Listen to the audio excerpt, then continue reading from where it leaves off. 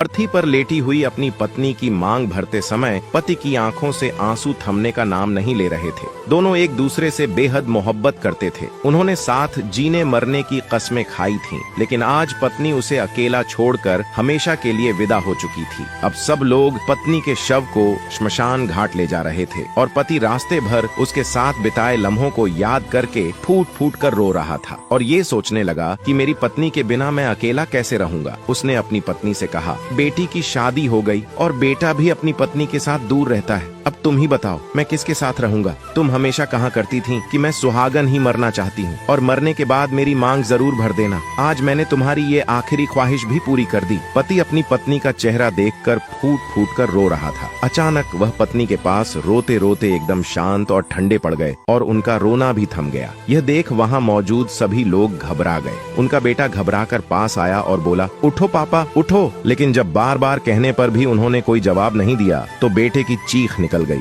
बेटा जोर जोर से रोने लगा, लेकिन अब पिता तो अपनी पत्नी के पास हमेशा के लिए जा चुके थे। अपनी पत्नी को यह वीडियो जरूर शेयर करें और इसी तरह की कहानियों के लिए हमारे पेज के साथ जुड़े रहिए। Download share chat.